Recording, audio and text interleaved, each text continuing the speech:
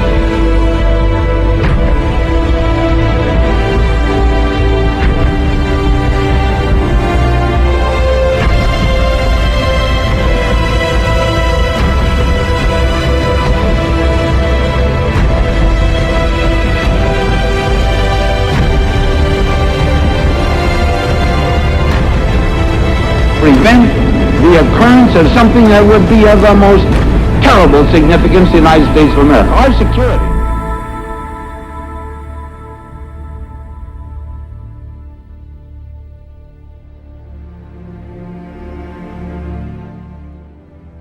In the post-World War II era in 1954, the French were defeated militarily in Dien Bien Phu and democratically in Geneva after trying to retake control of French Indochina, after the country of Vietnam split into a North and South.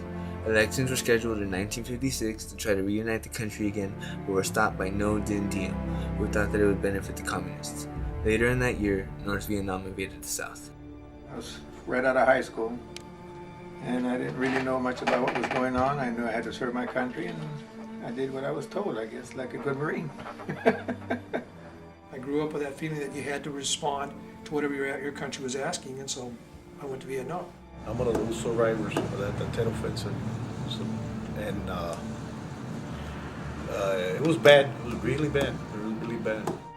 On August 7, 1964, the U.S. Congress passed the Gulf of Tonkin Resolution after the North Vietnamese torpedo squadron engaged the U.S. Navy for the second time. This gave President Lyndon B. Johnson the authorization to use military force without having to declare an official war.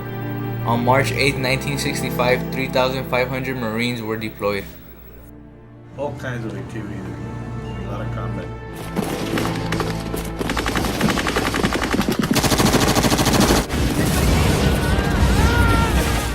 They found mass graves of those people that they shot.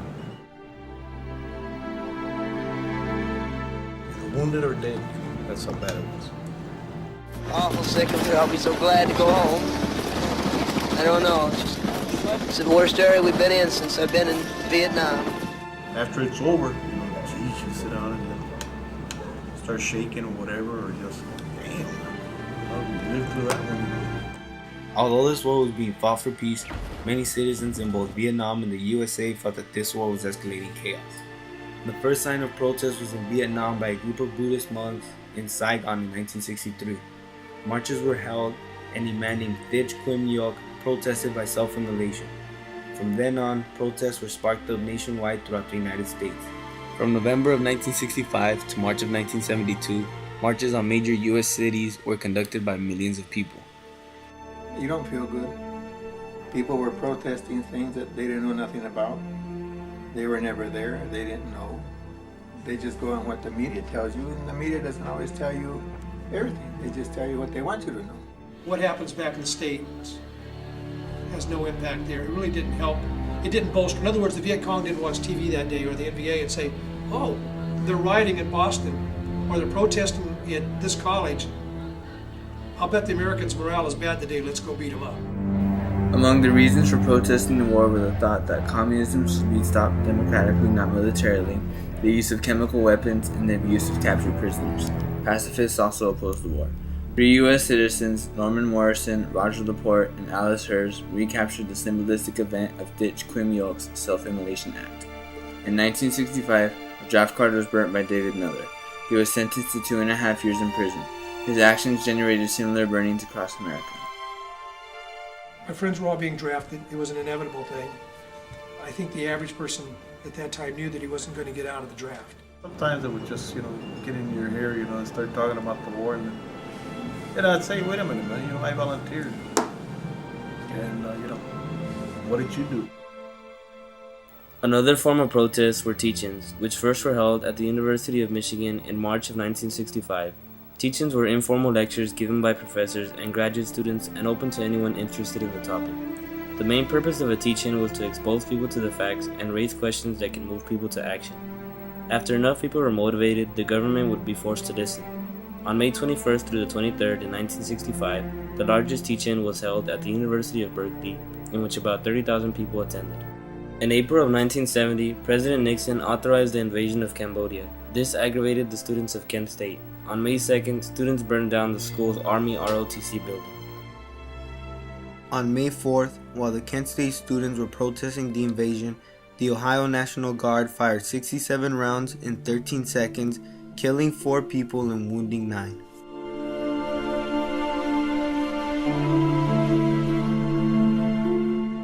Some that were drafted that didn't want to be there. They protested just verbal, but that was it. They did their job, they did what they had to do. Well, I think a lot of the college kids were pro-peace. They talked about it, but they still did what they had to do. In the midst of 1960 and 1973, over 50,000 United States servicemen deserted, with more than 50% deserting by 1970. The most dramatic opposition came from the soldiers themselves. Soldiers were haunted by the question of whether the war was morally right. A soldier, Keith Franklin, wrote a letter that was only to be opened on his death. On May 12, 1970, he was killed. His letter read, "The question is whether or not my death has been in vain. The answer is yes. The war that has taken my life and many thousands before me is immoral, unlawful, and an atrocity. I had no choice as to my fate." People watched as Vietnam veterans protested in 1967.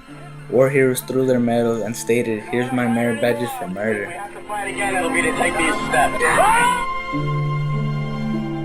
The results of the Vietnam War devastated America morally and economically. American citizens had lost faith in their government, feeling their own leaders' decisions resulted in the loss of the war. Their confidence diminished because it was their first loss in American history. It wasn't until 1991, after defeating Iraq in the Gulf War, that their confidence level was boosted. Economically, it cost an estimated $150 billion for each year they were involved in the war. This weakened the value of the dollar and pushed the American economy to its limits. We lost because of the politics. I don't think it was lost. It depends on what your goal was to begin with. If the goal was to never fight on American soil, then it was a success. If it was to free the Vietnamese people, I think it got too convoluted. The war killed an estimated 2 million Vietnamese, 1.1 million North Vietnamese troops, 200,000 South Vietnamese troops, 58,000 U.S. troops, and those wounded numbered in the 100,000s.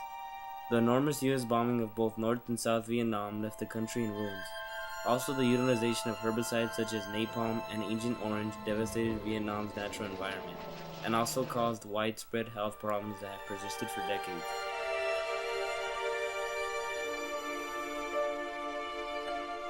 Even though North Vietnam won the war and was a clear loss for the Allies, Vietnam's post-war period was filled with more fighting, poverty, and suffering for its people. Today, as capitalism weaves its way into Vietnam, one would question whether the communists won the war in 1975. What are the communists doing now?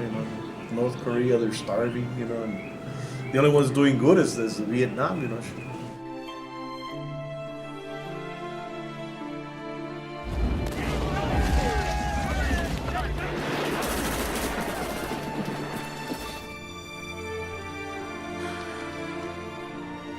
A lot of the veterans are at post-traumatic stress disorder. I got diagnosed with it, but they say you're stable. I got discharged and come home. I didn't pay attention to it no more, and it went on for another 4 or 5 years. The Vietnam War is ending now. What was it all for?